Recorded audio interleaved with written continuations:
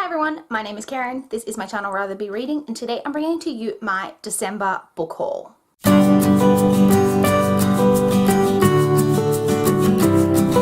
Now, before anybody gets too excited, this is not my big Christmas book haul. I do have books here to talk about, don't worry, but all of my Christmas books are going to be in my January book haul.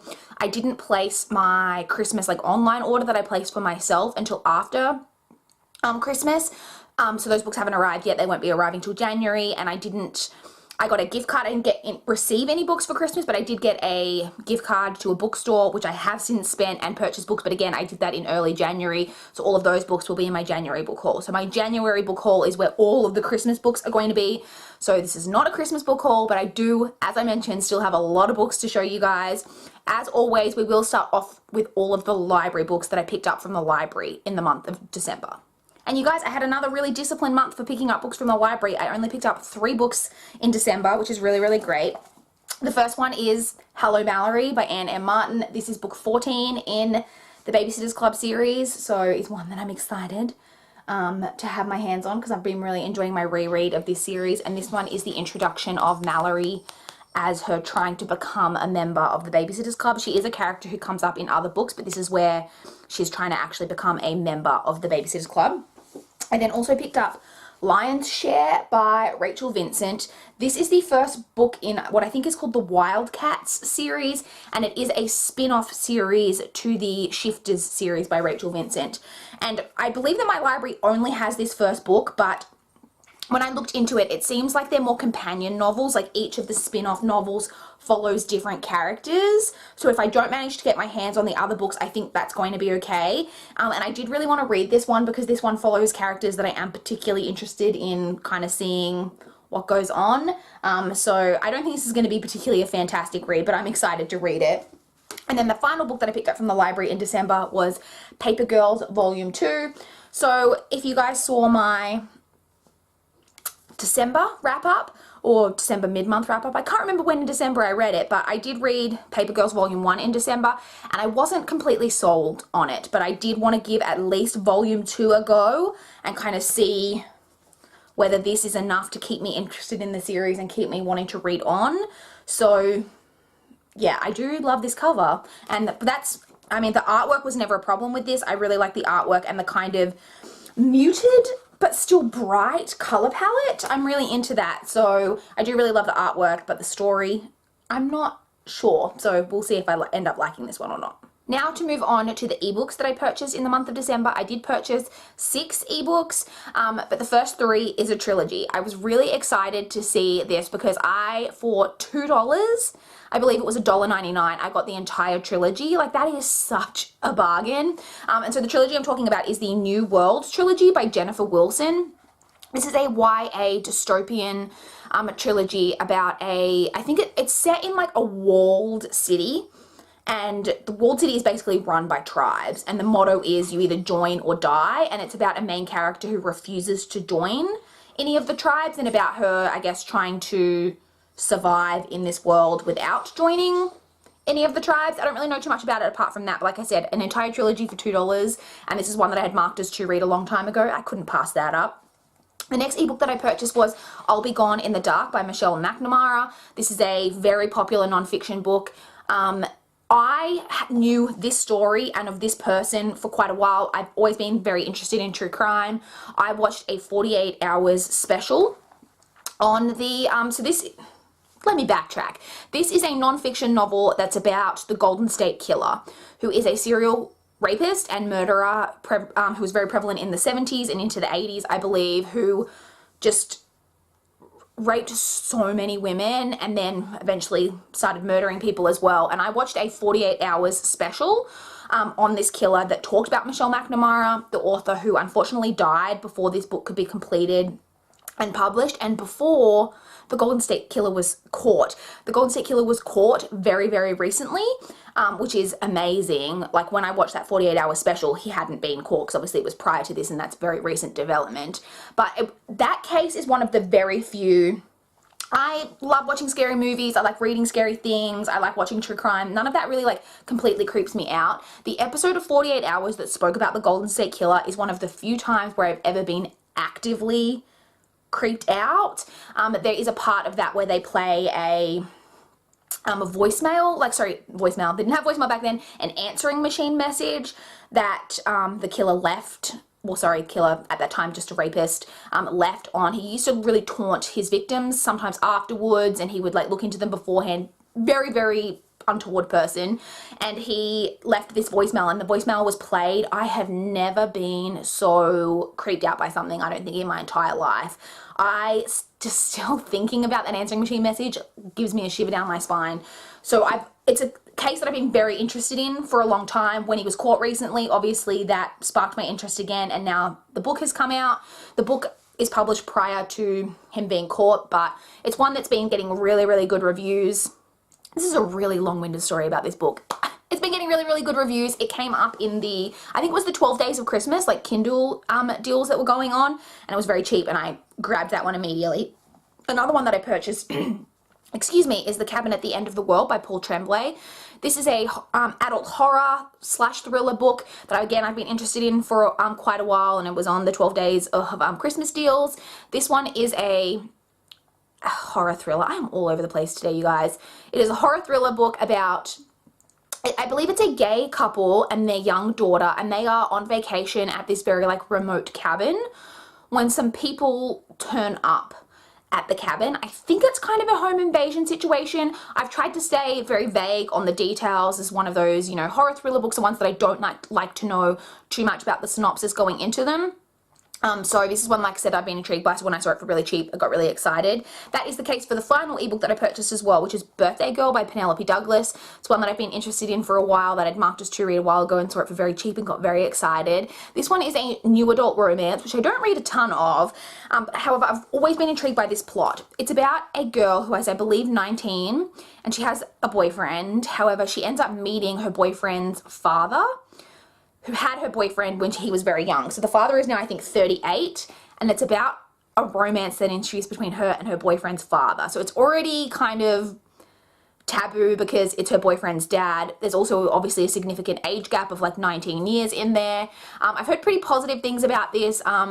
Gabby from over at Gabby Reads has talked about this book a lot. She really, really loved it, and that plot has just always intrigued me, and it's definitely one that I've wanted to check out since I heard about it. So again, when I saw it on the, again, I think it was the 12 Days of Kindle like deals at Christmas time, I nabbed it. Now moving into the physical books that I purchased in the month of December. So on the weekend that my friend Emma was over in Adelaide for, we went to the Dimmicks that is in the city here in Adelaide. Dimmicks is a store that I love. However, their books are, it's basically, so if you don't know, Dimmicks is basically Australia's equivalent to Barnes & Noble.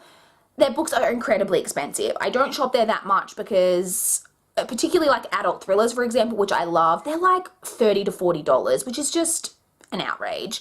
And then not only that, but there's not too many stores around Adelaide. There's one in the city. I don't work that close to it. It's a bit of a commitment to go there like on my lunch break, and I don't live that close to the city, so I don't go to it too often is the moral of the story. However, when Emma was over and we were doing some shopping in Rundle Mall where Dimmicks is, and Dimmicks at that time were having, I think it was a double points or like a bonus points weekend. I can't remember exactly the details, but if you're a member of their rewards program, which I am, you got like extra points. So I went in and tried to find a couple of reasonably priced books, and I ended up purchasing 2 books. First off, I purchased Force of Nature by Jane Harper. This is the sequel to The Dry, which is a book that I already owned. So this is an adult thriller, however, it was only $17, which I was pretty excited about, and it's an autographed edition. So I thought that was a fairly reasonable price for an adult thriller, and it is autographed. If I can find the autograph, I will show it to you guys. So that is the autograph there, you can see. So again, I already owned the first book, so seeing this for a fairly reasonable price and autographed, I decided to grab that. And then the second one I bought from Dimmicks was Kingdom of Ash by Sarah J. Maas. As you can see from the sticker on the front, this was $15, very reasonably priced in Dimmicks for a newer released book. I haven't read this series, but I own all of the books, including this one now, and so this is a series that I'm pretty sure I'm going to get to in 2019. My friend Emma is dying for me to get to this series. My friend Emma read the ACOTAR series on my recommendation and became very quickly obsessed, and then she went on and read the Throne of Glass series, which I haven't done, so now she's dying for me to read this series, so we can talk about this one as well. But I do now own this entire series. On that same weekend that Emma was over in Adelaide, while we were shopping, there was a pop-up bookstore where I think all of the books, I think they were $7, and I purchased quite a few because self-control is not a great thing that I possess when it comes to books. So I purchased quite a few. The first one that I have here is Ultima by L.S. Hilton. This is the third book in a trilogy, and I own all of the books in this trilogy. I have no idea what it's about. The first book is one that I bought on a whim. I can't remember. It was quite a while ago and I haven't read it yet.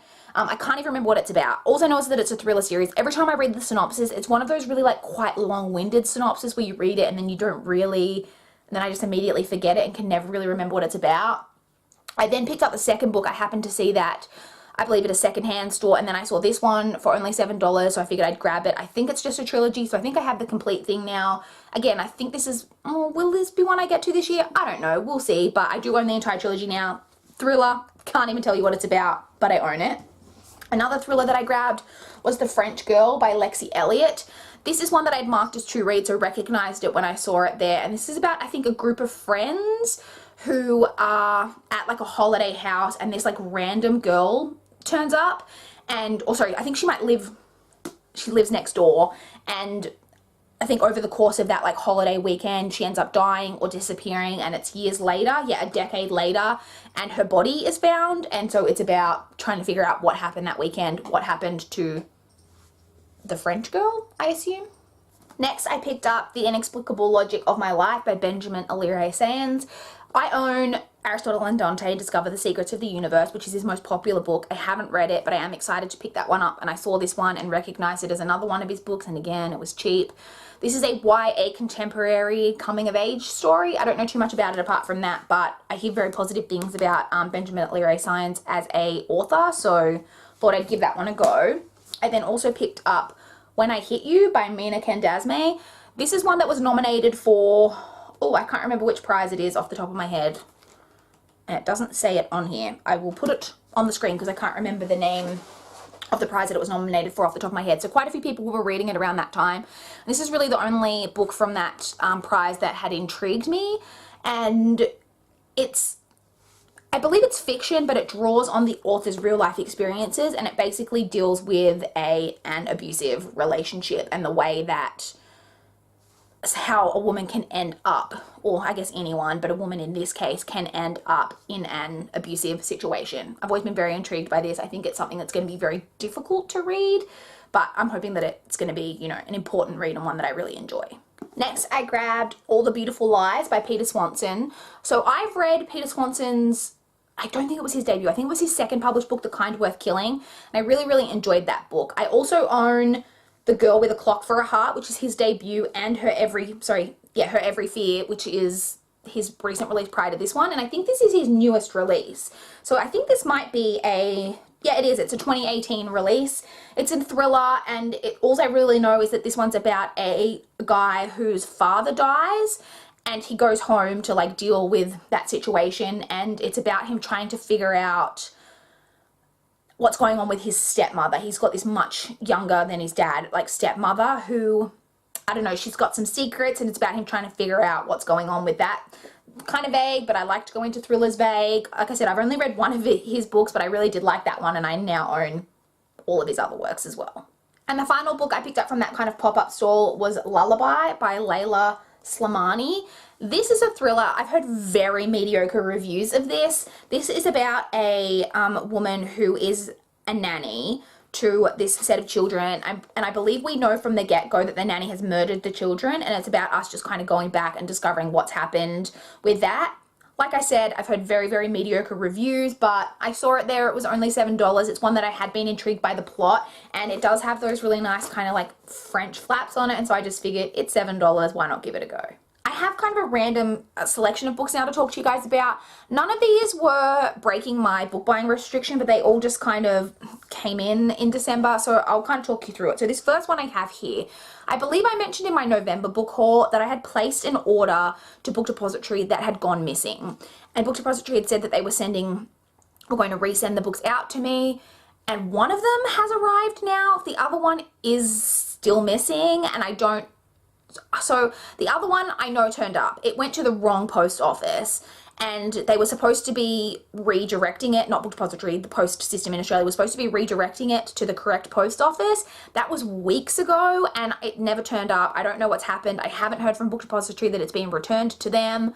I don't know where that other book is, which is extremely frustrating because I've paid for it. Where is it? I don't know. Eventually I'll probably end up having to contact Book Depository again and trying to get a refund or have them send it out again. I don't know what's going to happen. But the first one from that order did finally turn up, and that is And a Happy New Year by Holly Bourne. This is the novella that comes as part of the Spinster Club series. It's not too long, but it is this really nice hardcover edition. I really like the aesthetic of this book with the purple and the gold like fold writing and the, you know, confetti-ish look. I think it looks like it's going to have a purple.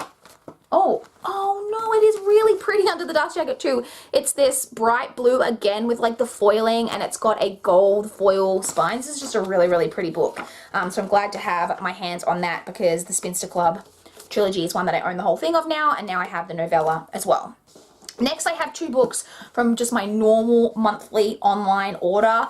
I should let you guys know I'm kind of moving away from Book Depository a bit, not because of that whole missing debacle. I've just found that over recent times the books on Book Depository have been getting more and more expensive, at least for in Australia, and quite often now the books don't turn out to be cheaper than a lot of other websites. And with the time for shipping and such, I use a website called Booko, and I look on there and I determine which website's going to be the cheapest and I order it off there, and a lot of the times these days it's not Book Depository. So these ones didn't come from Book Depository. I think these came from Angus and Robertson, which is an Australian-based store, I believe. So the first one that I grabbed was Shadow Study by Maria V. Schneider. This is the first book in the second study series. So I've mentioned this so many times, but it's like there's the study trilogy, which was 3 books. You then read the 3 books in the Glass trilogy, and then you read the next trilogy, which is the first one of, and altogether it makes up an entire series called The Chronicles of Ixia. This is the first one. I own the second one. I've had that one for a really, really long time. This is the first one, so now I only need to get the very final book, and then I'll be able to finally read this series. The second one from that general monthly order is Giant Days Volume 2. So Giant Days, this is one that I've already read, of course. Giant Days is a series that I have loved. Really, really love, and so I'm just slowly starting to collect the editions because it's a series that I would really love to own and support because I do just really, really love this series. It's about a group of 3 girls in university in the UK, and it's just about their lives going through university, and I just really, really enjoy it. And then the final book that I have in this haul is from a separate monthly order where the first one came in right at the end of December and the other books haven't arrived yet. So again, they'll be in my January book haul, but that is Final Girls by Riley Sager. This is a thriller. Excited. I really like this edition with the black with the like bright hot pink around the edges. I believe you can get an edition with stained pages. Mine doesn't have it, but that's fine. So this is a thriller about this premise of this really, really intrigues me because I've always loved that Final Girls thing. So Final Girls are the one at the end of like the horror movie who is like the sole survivor. You know, that normally virginal character in horror movies at least, who is the one who outwits the killer and is the like sole survivor. And so this is about girls who have survived like massacre type situations. They are the sole survivor and they have been dubbed by the media as the Final Girls. I think there are 3 or 4 of them. One of them dies, and I think they're saying that it's suicide, but 2 of the other girls don't believe that it's suicide, and it's about them looking into it, trying to figure out what's going on. I believe you also get flashbacks to the main girl that we're following, her massacre situation, which I'm very into that as well. So I've always been intrigued by this. I've heard mixed things. Some people really like it, some people don't like it as much, but I think this is just going to be a lot of fun.